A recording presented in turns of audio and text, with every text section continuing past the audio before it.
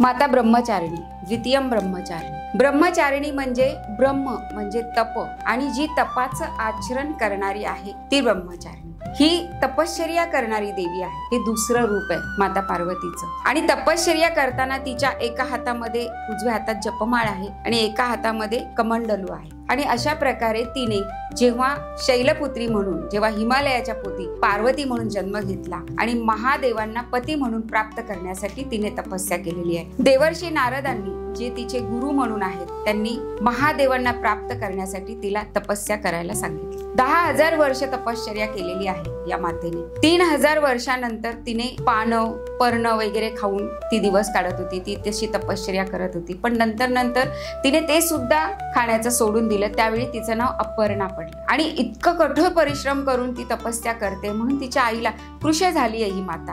आणि अशी आपली कन्या कृश झालेली बघून तिच्या आईने म्हणजे मेनेने तिला सांगितलं की उमा म्हणजे उ म्हणजे अगं, मा म्हणजे नाही, अगं नको करू एवढं। त्यामुळे या मातेचं नाव उमा असं पडलेलं आहे। तीच ही उमा पार्वती। ती अशी जप करणारी, तप करणारी, तपस्विनी अशी ही माता ब्रह्मचारिणी आहे।